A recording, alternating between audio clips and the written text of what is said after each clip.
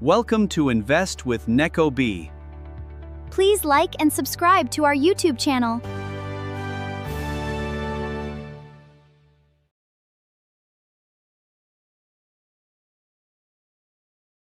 In this video, we will discuss about how to buy your first investment.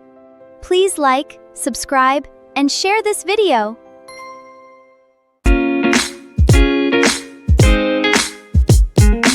So if you gave a 25-year-old like $7,000 today, how much do you think it would be worth by the time they hit retirement age, assuming they just, never added another dime to it? Well, based on the historical averages of the U.S. stock market, you're looking at roughly $303,000. Over $300,000. Yeah.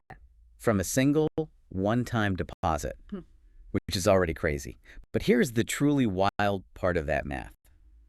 If that 25-year-old puts that money into the right type of digital account, they won't owe a single penny in taxes on that $300,000 when they finally withdraw it. Not one penny. I mean, that is the raw power of compounding interest combined with the tax-sheltered account. Yeah. Yet so many people just leave that money on the table because, well, the financial industry has done a remarkably good job of making the whole entry point look completely terrifying. It really has. I mean, when people hear the word investing, they picture absolute chaos. Right, the movie scenes. Exactly. They picture guys in expensive suits screaming into telephones, computer screens flashing red and green, just this general atmosphere of high-stakes panic.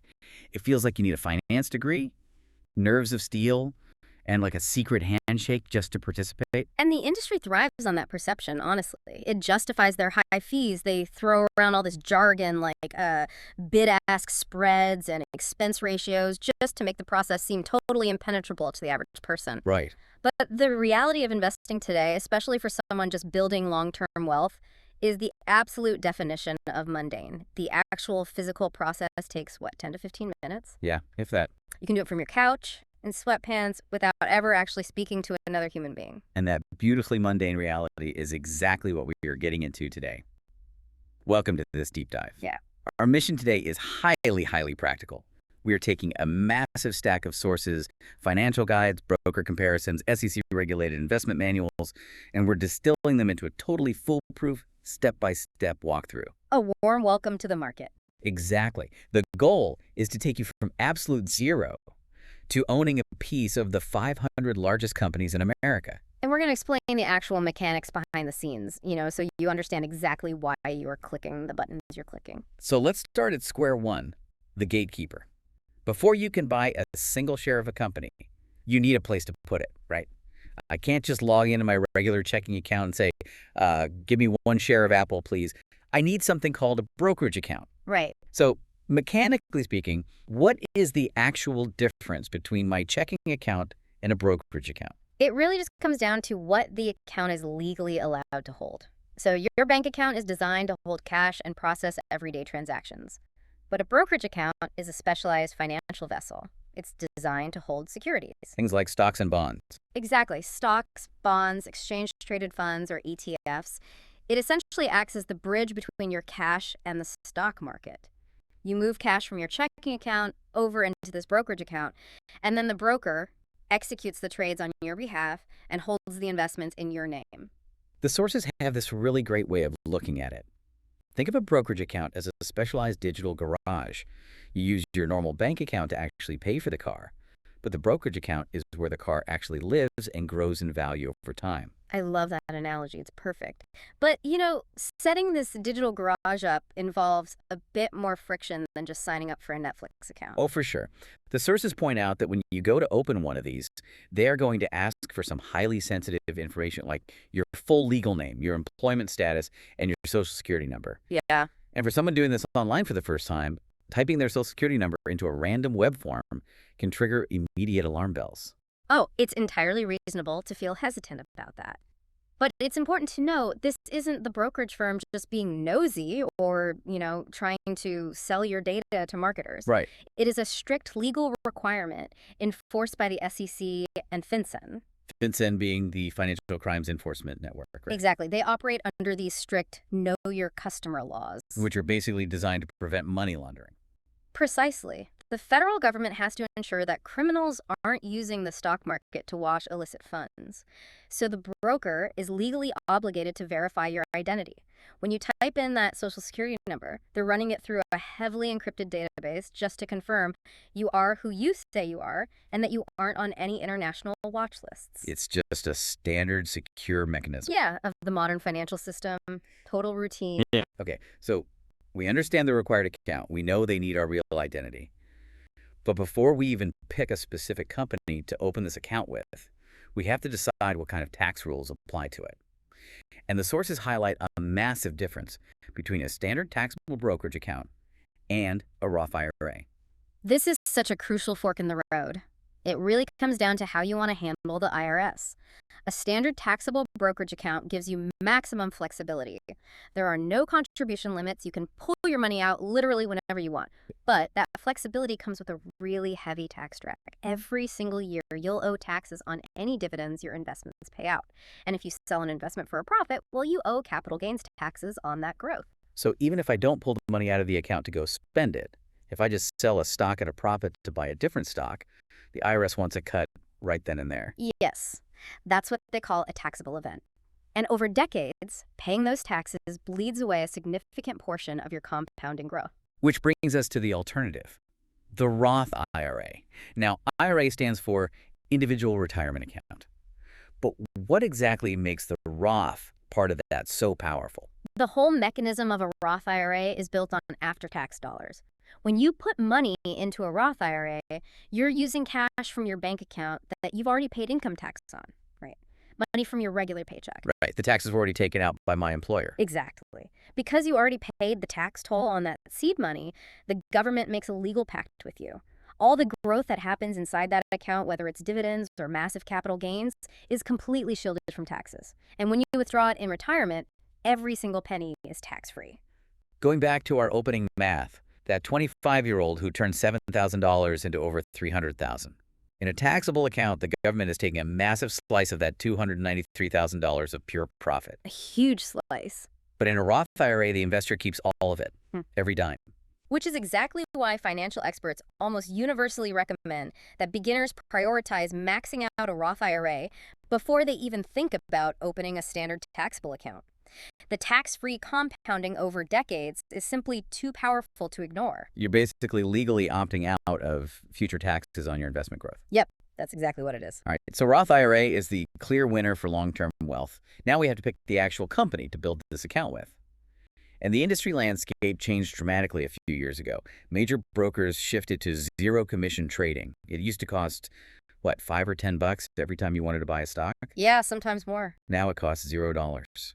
So the sources narrow the field down to two absolute heavyweights for beginners, Fidelity and Vanguard. Both are exceptional institutions, really, but they operate on fundamentally different philosophies. So Fidelity is widely beloved by beginners because they just remove all the friction. They have $0 account minimums. They offer best-in-class research tools. And the customer service, right? Oh, it's unmatched. They maintained 247 customer service with actual highly trained human representatives. If you're terrified of making a mistake, Fidelity has the infrastructure to literally hold your hand through the entire process. But I'm looking at the notes on Vanguard here, and I have to admit, I'm a bit confused. Vanguard is legendary. I mean, they practically invented the index fund. But reading through the sources, their website technology is consistently described as, well, clunky and outdated. It definitely is. Plus, they require a higher minimum investment to get started on certain mutual funds. So if Fidelity has better tech, zero minimums, and free trades, why is Vanguard even in the conversation for a beginner? It's a totally valid question, and the answer requires looking at Vanguard's corporate structure, which is arguably one of the most elegant pieces of financial engineering in the entire industry. Okay, lay it on me. Think about how a normal broker works. A publicly traded broker answers to Wall Street shareholders, like a private broker answers to its private owners. In both cases, the company needs to extract profit from you, the investor, to pay those owners. They need a profit margin to survive. Exactly. But Vanguard is structured completely differently. Vanguard is actually owned by its own funds. And since the investors own the funds, the investors effectively own the company. Wait, so there are no outside shareholders demanding a massive profit margin? None. Zero. This structural difference completely eliminates the traditional conflict of interest in finance. Instead of skimming off profits to pay private owners, Vanguard takes those profits and just returns them to you by constantly lowering the fees on their funds. Oh, wow. Yeah. Their website might look like it's from 2015, but their structural DNA is explicitly designed to save you money over a lifetime. They operate almost like a nonprofit utility for investors. That makes a lot of sense. It's like choosing between a sleek, modern car dealership with, I don't know, an espresso machine in the waiting room versus buying straight from a factory where the office is just a folding table, but the car is $5,000 cheaper because there's no middleman. That is the exact trade-off. Yeah. Beautifully put. Okay, so we know where to go. Now let's get into the actual execution, because execution is what actually builds wealth. The sources outline a setup process that takes about 10 minutes. Yep. You go to Fidelity or Vanguard, you click Open an Account, and you select Roth IRA. You enter your personal information, and then you hit the step where you have to link your checking account to fund the brokerage.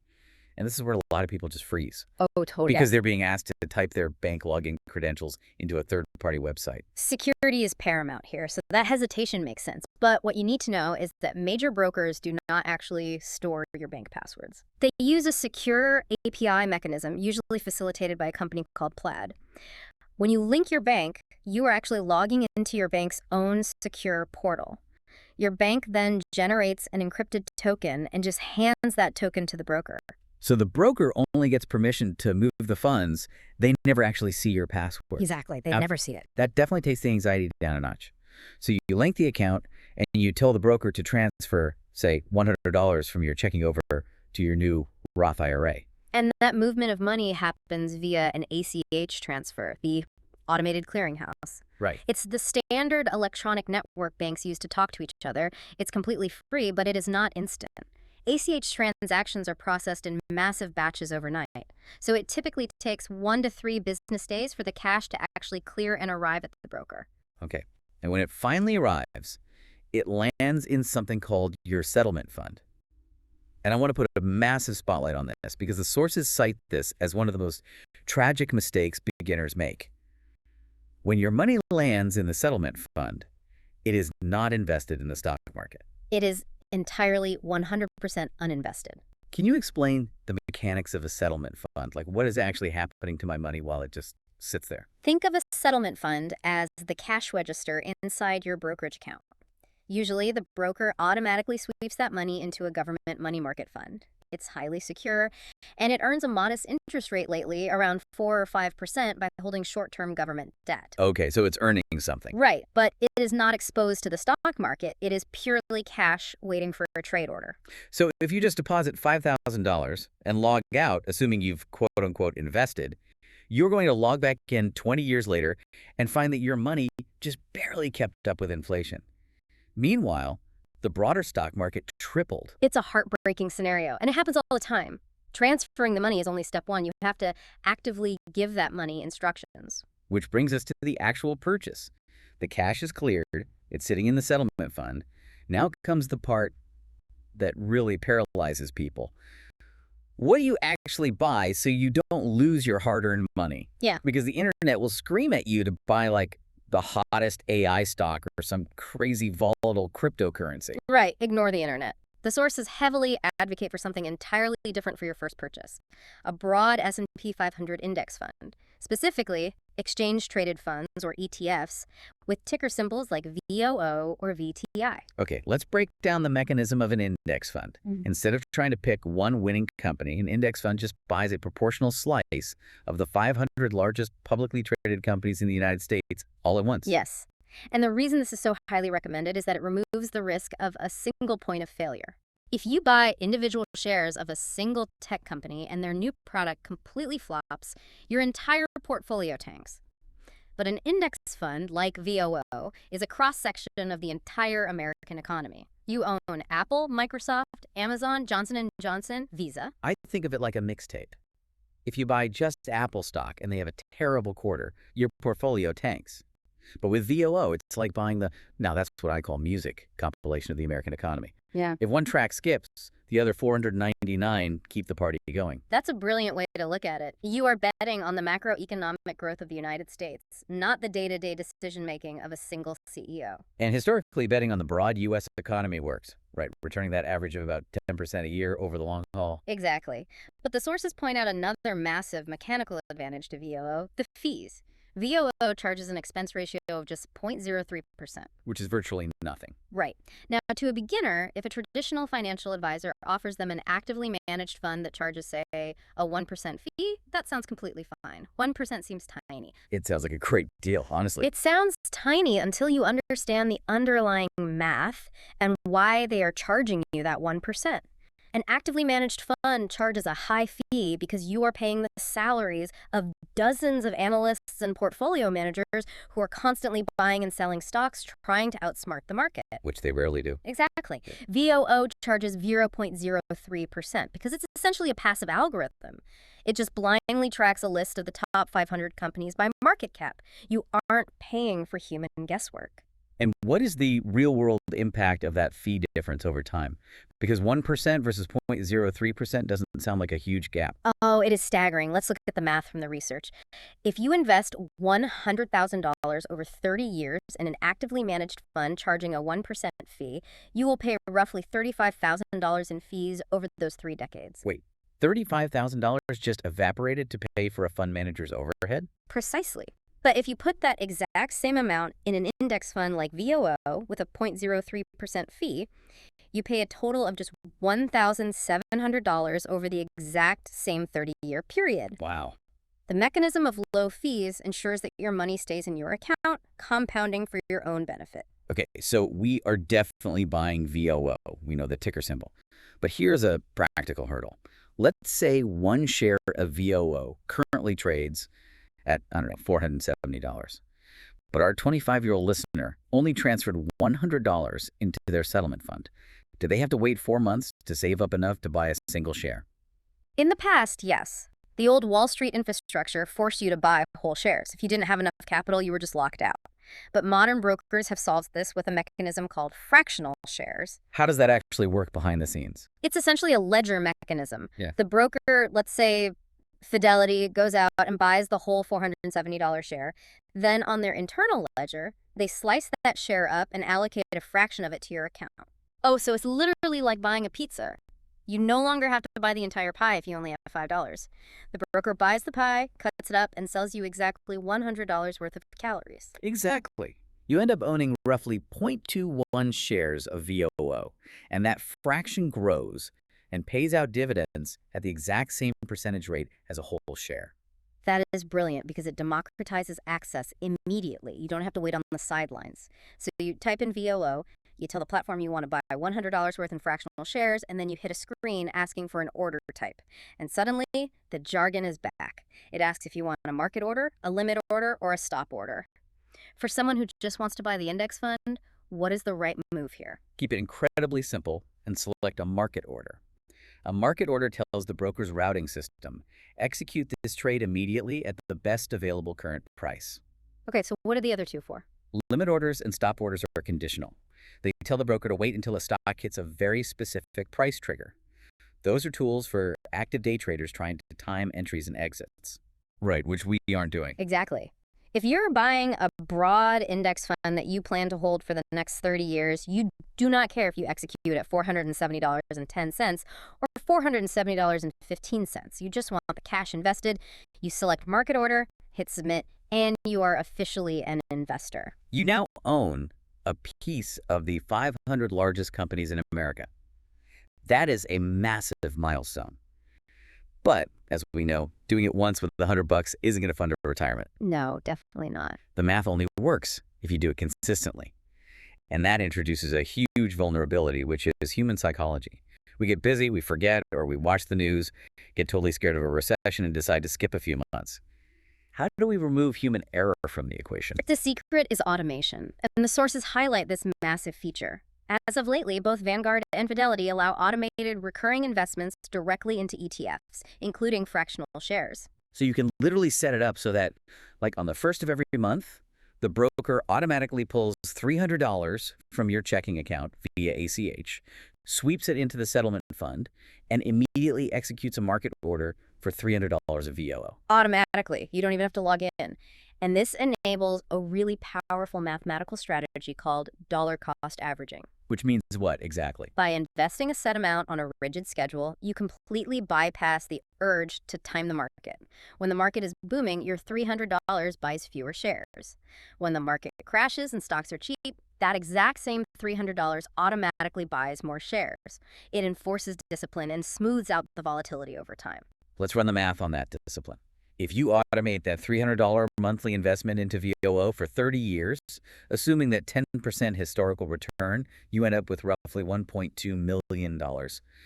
That is the definition of boring automated wealth. It really is. But let me challenge this for a second. Right? We've all seen the gamified trading apps on our phones. They shoot off digital confetti. They have leaderboards.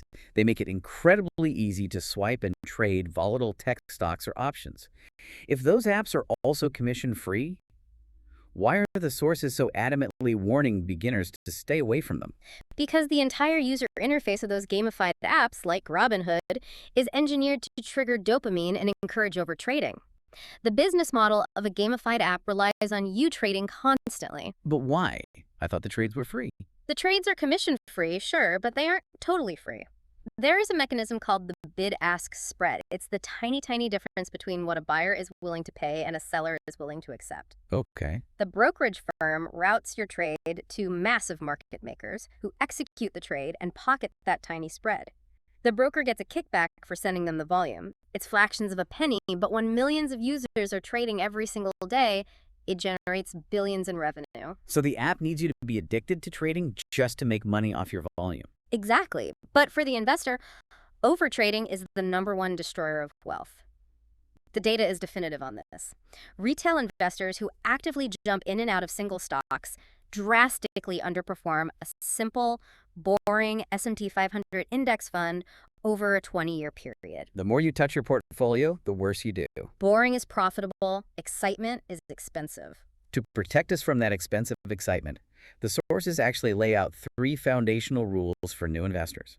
Rule number 1, do not check your balance daily. The stock market fluctuates constantly. If you watch it daily, you will experience anxiety that might cause you to panic sell. You are playing a 30-year game, not a 30-hour game. Absolutely. And rule number 2, do not try to time the market. People will hold onto their cash waiting for a market crash so they can buy in at the bottom. Which sounds smart in theory. In theory, sure. The problem is they usually miss months or years of growth while waiting, and they never actually know when the bottom has arrived anyway. Time in the market always beats timing the market. And rule number 3, do not put all your money into a single stock. No matter how much you love a company's product, single companies can go bankrupt. Stick to the index fund compilation tape, where the risk is spread across 500 corporations. If you follow those 3 rules and you automate your recurring investments, you are mathematically positioning yourself ahead of the vast majority of retail investors. So, to summarize the mechanics of this whole journey, you know that a brokerage account is the legal bridge you need to hold investments. You know that a Roth IRA shields your long-term growth from taxes entirely. You know that Vanguard is investor-owned, keeping fees low, while Fidelity offers zero friction and great tech.